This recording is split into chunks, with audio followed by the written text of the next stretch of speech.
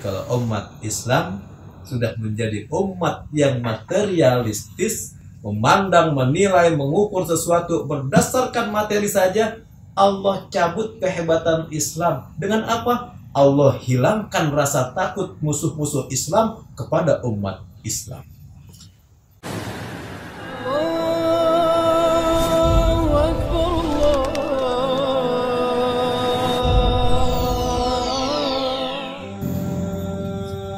Assalamualaikum warahmatullahi wabarakatuh. Bismillah, walhamdulillah, assalatu wassalamu ala rasulillah, amma ba'd. Pemirsa, sahabat Usdun yang dirahmati Allah subhanahu wa ta'ala, bahwasanya di akhir zaman nanti standar kemuliaan dan keagamaan seseorang adalah materi, adalah harta kekayaan. Dunia sungguh mempesonakan, harta begitu menggairahkan, siapapun berlomba untuk memilikinya. Harta dianggap dapat memulas yang pudar menjadi ceria, yang buruk menjadi bagus. Dengan harta orang merasa bisa melakukan apa saja. Dia bisa beli perkara, bisa bebas dari tuntutan pengadilan, yang haram dibuat halal, yang halal dibikin remang-remang. Singkat kata, di dunia ini siapa banyak uang, siapa banyak harta, dia raja. Pemirsa, hadirin yang dirahmati Allah subhanahu wa ta'ala, Islam adalah agama yang mendorong umatnya mencapai kemuliaan. Tapi standar kemuliaan dalam Islam adalah iman dan takwa. Inna akramakum indallahi atqakum.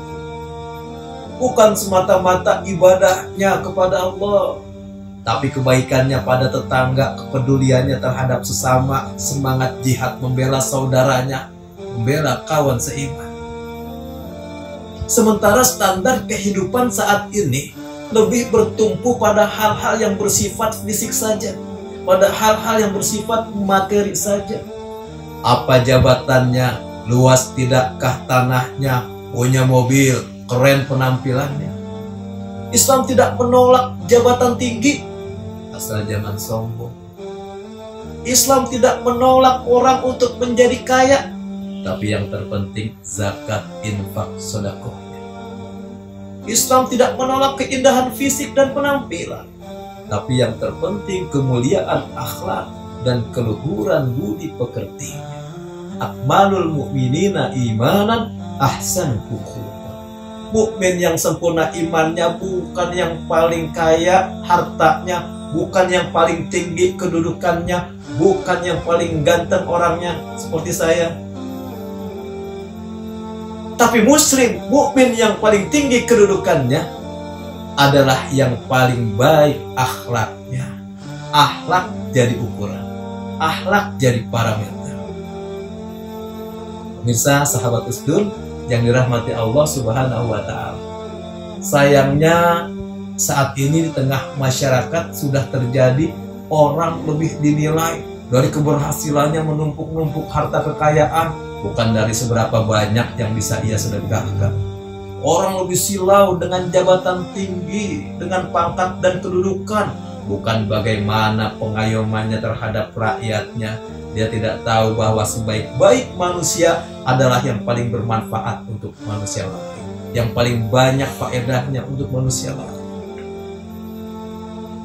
Pemirsa, bahkan ada yang menilai keberhasilan seorang ulama, seorang dai, seorang kiai adalah apabila ia bisa melekat dengan pejabat, dekat dengan orang kaya, akrab dengan para artis dan selebritis, diundang tiap hari di televisi, wajahnya muncul di layar kaca, diundang ke sana sini karena ceramahnya dianggap lucu. Padahal keberhasilan seorang ulama, seorang mubalik, seorang dai, seorang ustadz adalah dari seberapa banyak muridnya bisa mengamalkan ilmu darinya. Bagaimana ia bisa membentuk akhlak Islami pada lingkungan sekitarnya, dan yang terpenting menjadi teladan kebaikan bagi orang banyak. Hadirin pemirsa yang dirahmati Allah subhanahu wa ta'ala, Rasulullah telah mengingatkan dalam salah satu hadisnya 15 abad yang lalu beliau meramalkan dan mengingatkan. Kata Nabi, "Idza alzumat ummatid dunya nuzi'at minha haibatul Islam. Wa idza tasabat ummati saqatat min ainin. Wa idza tarikatul amru bil ma'rufi wa nahyi 'anil munkar hurrimat 'alaihim barakatuh." Iza zumat umatid dunya, jika umatku sudah mulai mengagung-agungkan dunia.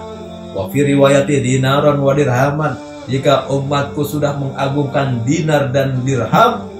Nuzi'at minha haibatul Islam, Allah akan cabut kehebatan Islam dari umat Islam. Jadi kalau umat Islam sudah menjadi umat yang materialistis, memandang, menilai, mengukur sesuatu berdasarkan materi saja, Allah cabut kehebatan Islam. Dengan apa? Allah hilangkan rasa takut musuh-musuh Islam kepada umat Islam.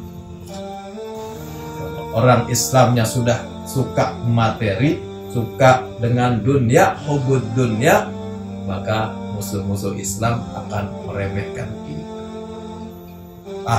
Kalau urusan sama dia mah gampang, tinggal beberapa lembar 100 ribuan beres. Yang dinilai adalah materi.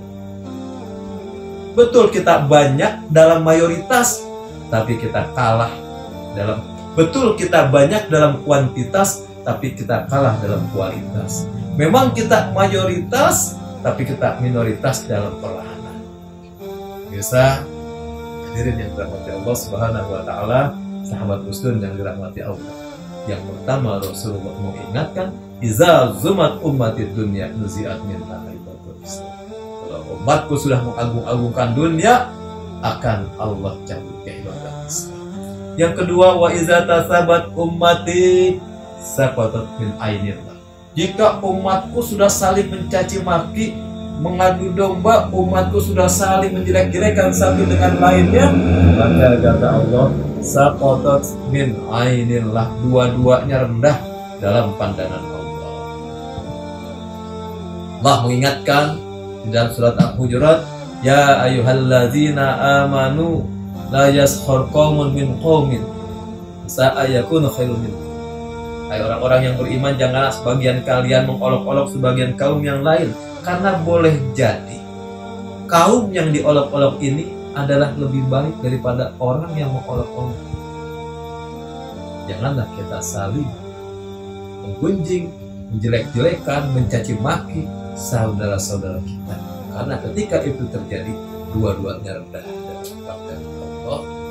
Eratkan persaudaraan, kedepankan persamaan, hindarkan persempit perbedaan. Wa'tasimu bihablillahi jami'an wala tafarraqu. Berpegang teguhlah kalian kepada tali Allah dan jangan kalian berpecah belah. Kenapa? Ketika dua-duanya sudah saling mencaci, dua-duanya semuanya rendah kepada Allah. Itu yang kedua. Yang ketiga, wa idza tarikatil amru bil ma'rufi wa nahyi 'anil munkari hurrimat 'alaihim barakatuh. Jika amar ma'ruf nahi munkar sudah mulai ditinggalkan, maka akan Allah hilangkan keberkahan wahyu. Jika amar ma'ruf menyeru kebaikan dalam satu wilayah, satu masyarakat, satu lingkungan, sudah tidak ada lagi orang yang menyeru, ayo ramaikan masjid, kunci pintu masjid, jangan diramaikan.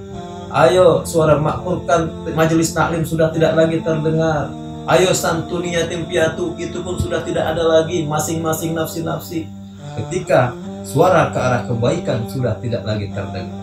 Begitu juga dengan larangan untuk mencegah kemunkaran, tinggalkan maksiat, tinggalkan judi, jauhi zina dan lain sebagainya. Suara ke arah itu pun sudah tidak terdengar, maka Allah akan angkat keberkahan daripada daerah itu, dari wilayah itu. Ketika keberkahan sudah diangkat, maka tunggulah akan Allah turunkan azab kepada tempat, kepada daerah, kepada wilayah yang tidak lagi mengindahkan amar ma'ruf nahi munkar. Bisa sahabat Usdun yang dirahmati Allah, semoga tayangan singkat ini bermanfaat.